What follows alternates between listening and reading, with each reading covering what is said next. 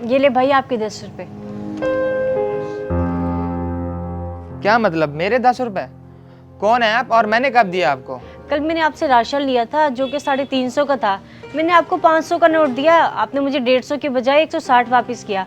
तो बस वही बाकी के 10 रुपए देने आई थी। अच्छा, पर मुझे तो पता ही नहीं चला और शायद कभी पता ना चलता अगर आप ये वापस करने ना आती तो।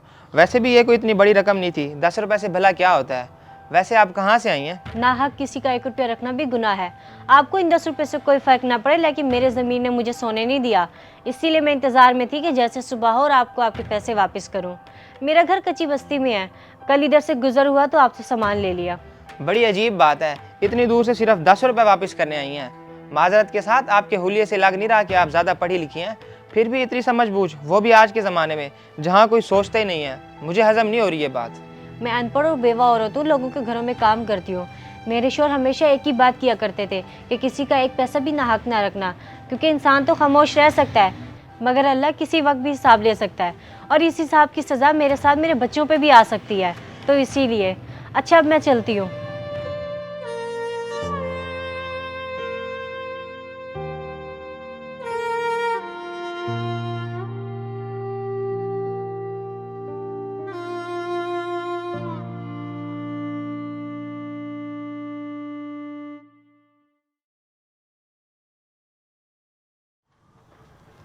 दानी, गले से 500 उठा देना मुझे। जी ठीक है भाई।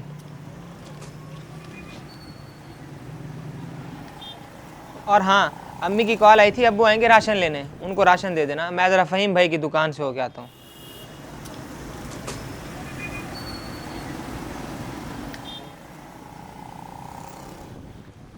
अरे वसीम भाई, आज सुबह सुबह कैसे आपसे मुलाकात का शर्फ नसीब हो गया हमें।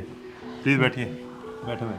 बस फ़हीम भाई, आपकी दुकान पे जा रहा था, फिर सोचा घर ही मुलाकात कर लेते हैं। हाँ, आज ज़रा देर होगी, बस दुकान खोलने ही जा रहा था। खैरियत थी, कोई काम था? जी फ़हीम भाई, माजरत के साथ, कल जो सामान आपने मुझसे मंगवाया था उसके मैंने ज़्यादा पैसे काट लिए थे, वही वापस देने आया था। ये लें आपके 500 रुपये। अच्छा, मुझे तो ख्याल नहीं रहा, और अगर ले भी लिए थे इसमें कौन सी बड़ी बात है, अगले सामान में एडजस्ट कर लेते। हमारे घर का सारा राशन आपके हाथ ही तो आता है, हमारे धंधे में तो ये सब कुछ चलता रहता है।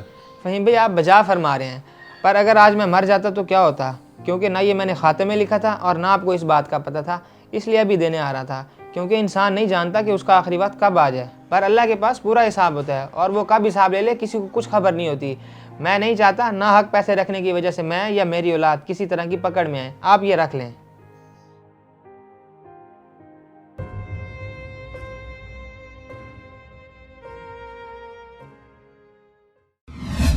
बहुत बहुत शुक्रिया यार, तेरा ये एहसान मैं ज़िंदगी भर नहीं भूलूंगा। मुझे अपना कारोबार शुरू करने में कुछ रकम कम पड़ रही थी, तूने ये देकर मेरी मुश्किल आसान कर दी है। बहुत बहुत शुक्रिया। दोस्ती में शुक्रिया किस बात का मेरे यार, ये 1 लाख रुपया मैंने अपने मुश्किल वक्त के लिए बचा के रखा था।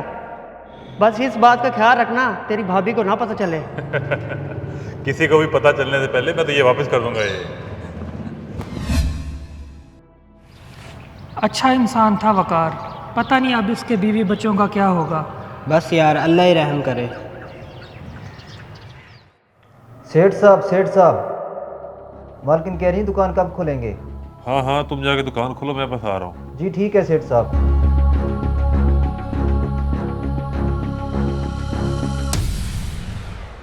ये लो खा लो, मेरे पास इसके सिवा कुछ नहीं है तुझे खिलाने के लिए।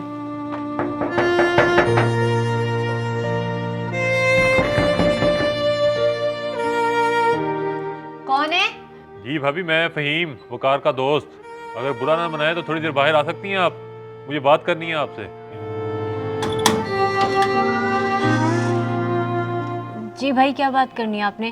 भाभी, मैं आपका, वकार का और आपके बच्चों का गुनहगार हूँ। मेरे पास अल्फाज नहीं है कि मैं आपसे माफ़ी मांग सकूँ या आपसे नज़रें मिला सकूँ। ये आपकी अमानत है मेरे पास, आप ये रख लें।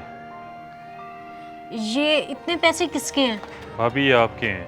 आज से 3 साल पहले वकार ने कर्ज के तौर पर मुझे 1 लाख रुपया दिया था, और इसका इल्म सिर्फ उसे और मुझे था।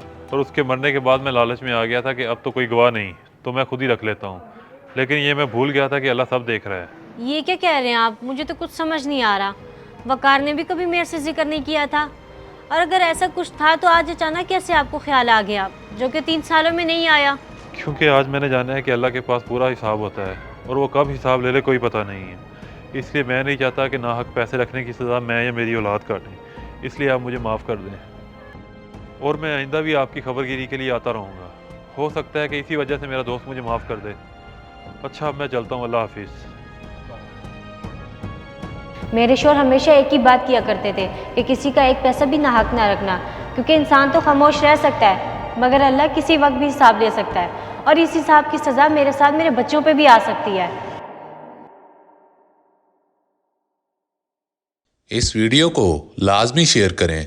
हो सकता है आपकी वजह से कोई राह रास्त पे आ जाए।